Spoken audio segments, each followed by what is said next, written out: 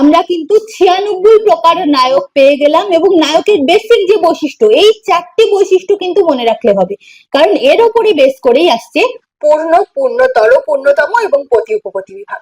ঠিক আছে, এই 4 প্রকার বৈশিষ্ট্য মনে রাখলাম। এবার নেক্সট আমরা আর 4 প্রকার বৈশিষ্ট্য মনে রাখবো, সেটা হচ্ছে অনুকূল, দক্ষিণ, শট এবং ধৃষ্ট। তো দেখে নিই।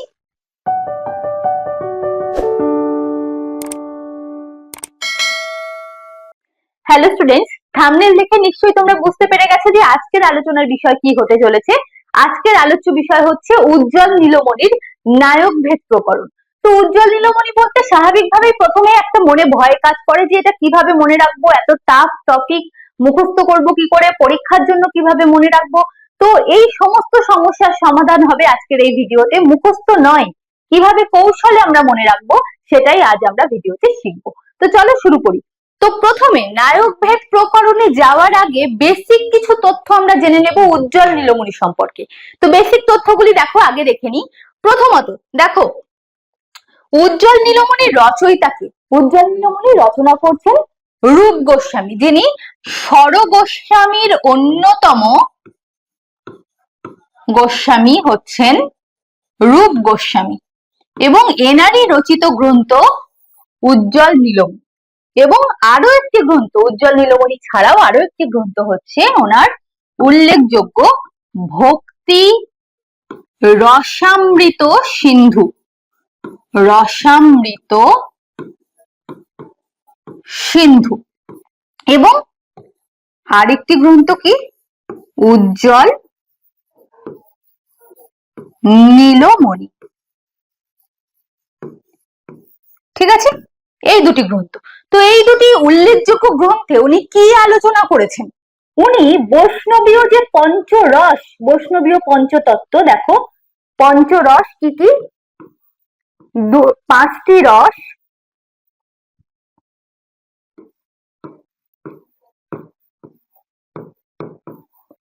এক নম্বর হচ্ছে শান্ত, 2 নম্বর হচ্ছে দাস্য, 3 নম্বর হচ্ছে সখ্য, 4 নম্বর হচ্ছে বাৎসল্য এবং 5 নম্বর হচ্ছে মধুর রস বা শৃঙ্গার রস, মধুর রস বা শৃঙ্গার রস। এই বৈষ্ণবীয় যে পঞ্চরস, এই 5টি রসের প্রথম 4টি রস নিয়ে আলোচনা করছেন উনি ভক্তি রসামৃত সিন্ধুতে, এবং মধুর রসের বিচার বিশ্লেষণ করছেন উনি উজ্জ্বল নীলমণি গ্রন্থে।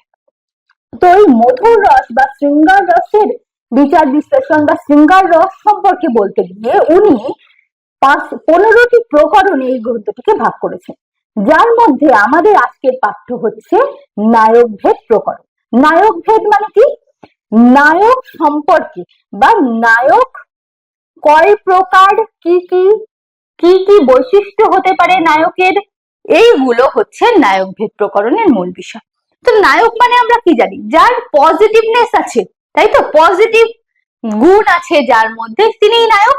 তো দেখো এক এক করে আমরা দেখে নিই। প্রথমেই দেখো চরিত্র গুণ অনুযায়ী নায়ক।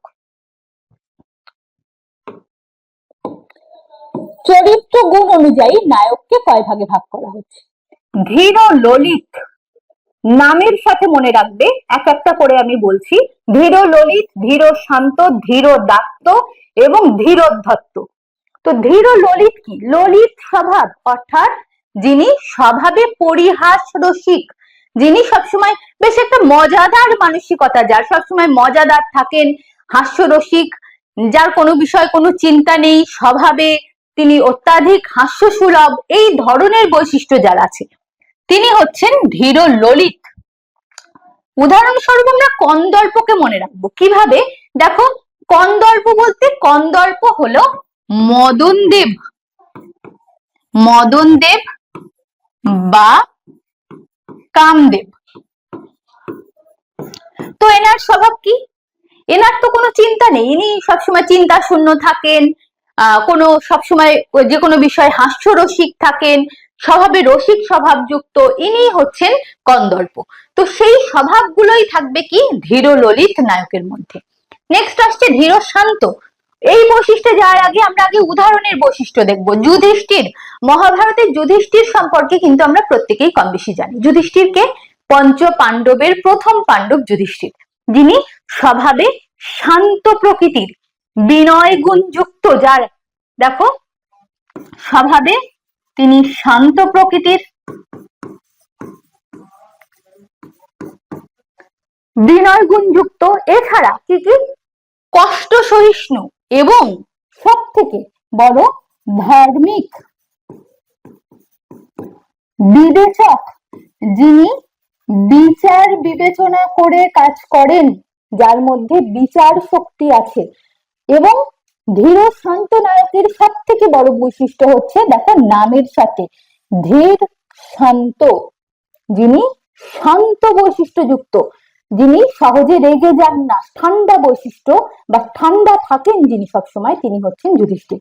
তো যুধিষ্ঠিরের নাম অনুসারে আমরা কিন্তু ধীর শান্ত নায়ককে মনে রাখতে পারি। নেক্সট আসছে ধীরোদাত্ত। ধীরোদাত্ত অর্থাৎ দেখো ধীর শব্দটিকে যদি আমরা আলাদা করি তাহলে উদাত্ত, উদাত্ত অর্থাৎ যিনি নায়কের, সর্বশ্রেষ্ঠ নায়কের যে গুণ থাকবে তা হচ্ছে এই বৈশিষ্ট্যযুক্ত নায়কের মধ্যে। কি কি দেখো, যে বলশালী হবেন, অপরাজেয় হবেন। স্বাভাবিকভাবে যখন আমরা একটা সিনেমা দেখি তখন কিরকম দেখি, যে নায়ক যিনি সে সমস্ত কিছুতে অপরাজেয়, তাকে কেউ হারাতে পারছে না, তার বিচার বিবেচনা, তার গায়ের শক্তি, সমস্ত কিছু, তার আত্মগৌরব, অথচ তিনি অহংকার শূন্য, তার অহংকার থাকছে না তার। তো এই বৈশিষ্ট্যগুলি আমরা ধীরোদাত্ত নায়কের মধ্যে পাবো। উদাহরণস্বরূপ আমরা রামায়ণের রঘুনাথ বা রাম এবং মহাভারতের শ্রীকৃষ্ণের কথা মনে রাখতে পারি। অর্থাৎ উভয় ক্ষেত্রে দেখো নায়ক যিনি মেইন ক্যারেক্টার, তাকে কিন্তু বলা হচ্ছে ধীরোদাত্ত নায়কের মধ্যে। তাহলে ধীরোদাত্ত নায়কের বৈশিষ্ট্য কি কি এক নজরে একটু বলি। আবার আত্মপ্রত্যয় সম্পন্ন, অর্থাৎ যে কোনো কাজে তার আত্মপ্রত্যয় আছে।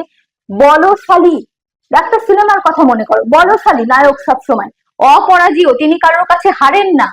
তারপর অহংকার শূন্য, সমস্ত রকম গুণাবলী থাকা সত্ত্বেও তিনি অহংকার শূন্য হন, ঠিক আছে, এবং বিনয় গুণযুক্তও থাকেন ধীরোদাত্ত নায়ক। এরপর আসছে লাস্ট হচ্ছে ধীরোদ্ধত। ধীরোদ্ধত অর্থাৎ উদ্ধত স্বভাব যার, উদ্ধত স্বভাব।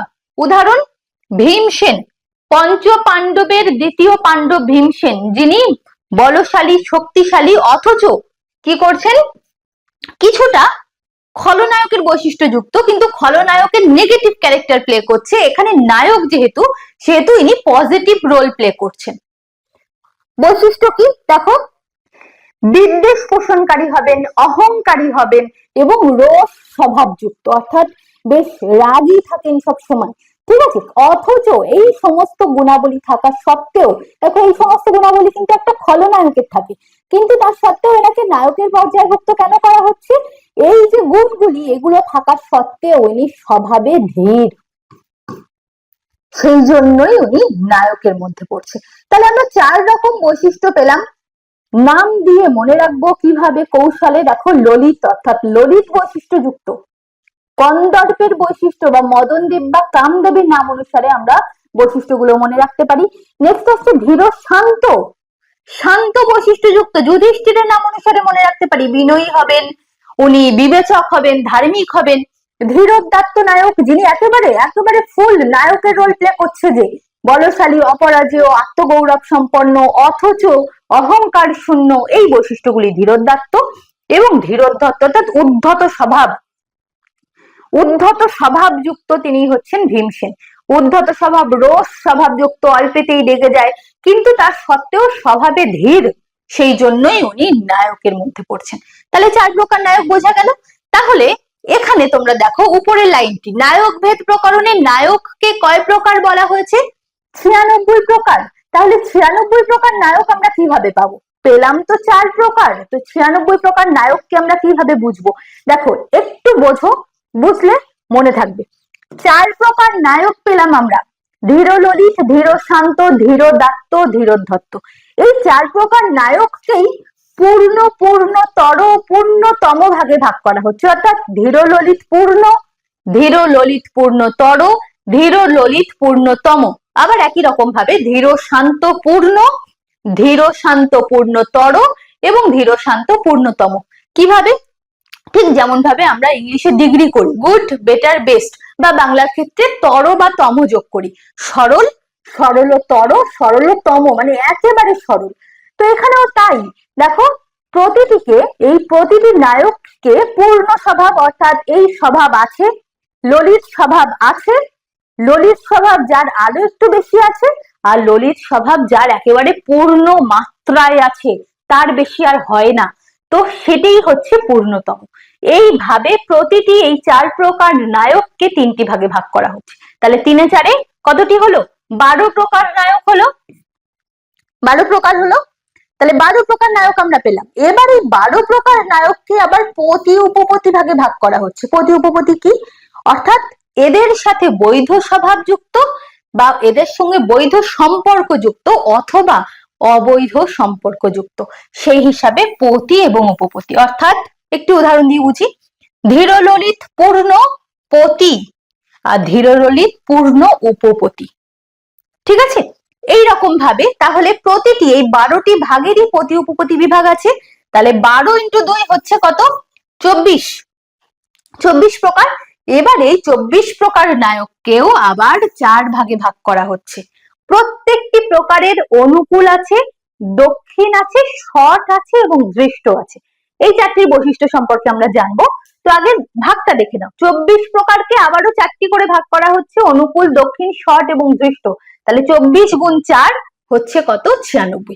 তাহলে আমরা কিন্তু 96 প্রকার নায়ক পেয়ে গেলাম, এবং নায়কের বেসিক যে বৈশিষ্ট্য, এই 4টি বৈশিষ্ট্য কিন্তু মনে রাখলে হবে, কারণ এর উপরে বেস করেই আসছে পূর্ণ, পূর্ণতর, পূর্ণতম এবং পতি উপপতি বিভাগ। ঠিক আছে? এই 4 প্রকার বৈশিষ্ট্য মনে রাখলাম। এবার নেক্সট আমরা আর 4 প্রকার বৈশিষ্ট্য মনে রাখবো, সেটা হচ্ছে অনুকূল, দক্ষিণ, শট এবং দৃষ্ট। তো দেখে নিই।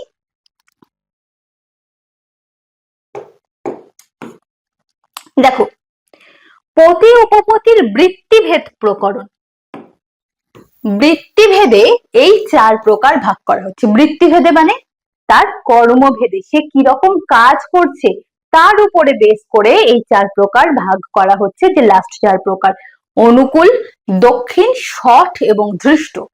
শট মানে কি আমরা জানি, অনুকূল মানে যিনি অনুকূলে থাকেন, দৃষ্ট মানে আমরা জানি, দক্ষিণ মানেটা আমরা দেখব।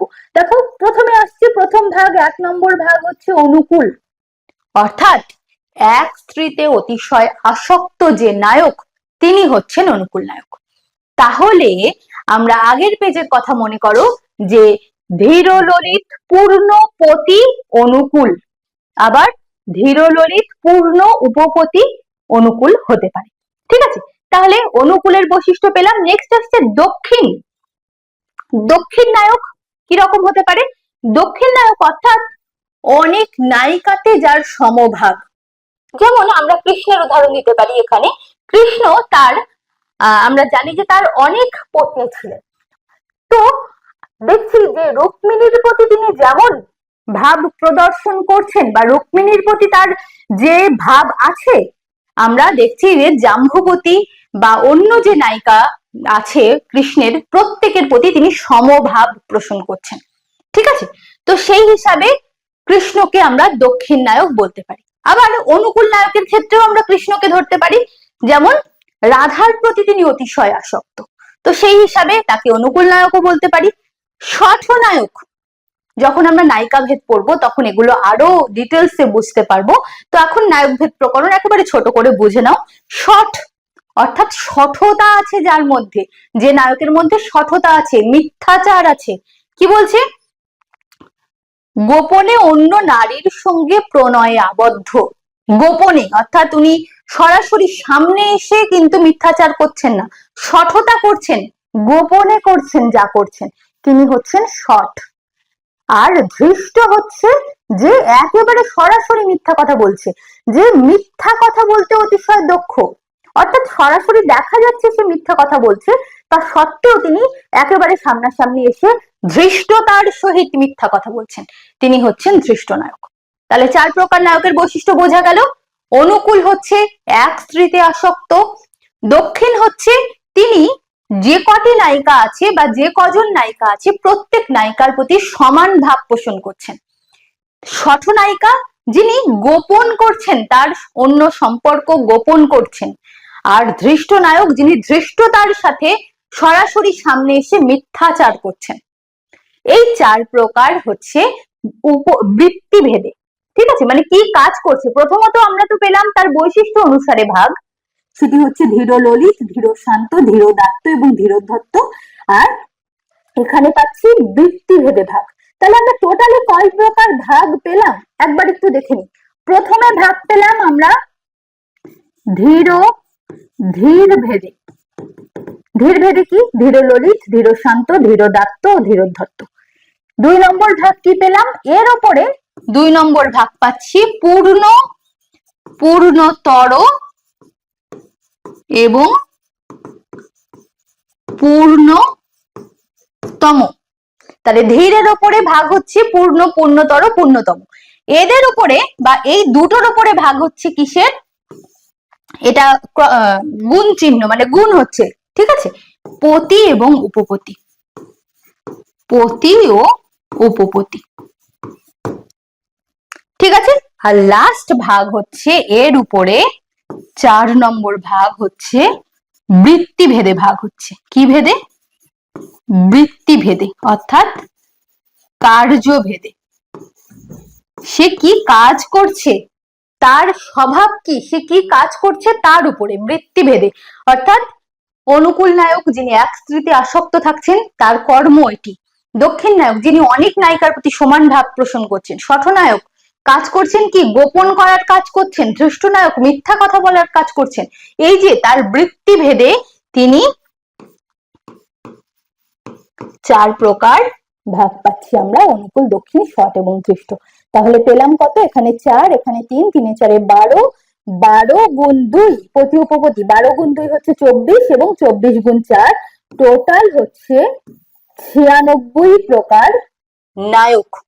ঠিক আছে, তাহলে আমরা নায়ক ভেদ প্রকরণ কিন্তু জেনে গেলাম। নেক্সট একটি পার্টে আমরা নায়ক সহায় ভেদ, অর্থাৎ নায়কদের সহায়তা করছেন, নায়ক এবং নায়িকা উভয়ের মধ্যে প্রেম বন্ধনের মাঝে কাজ করছেন যিনি, তিনি হচ্ছেন নায়ক সহায় ভেদ। তো নায়ক সহায় ভেদ নিয়ে আমরা নেক্সট একটি ভিডিওতে আলোচনা করব। সেটি নায়ক ভেদ প্রসঙ্গে বা পরীক্ষার বেসিসে জানা আমাদের প্রয়োজন।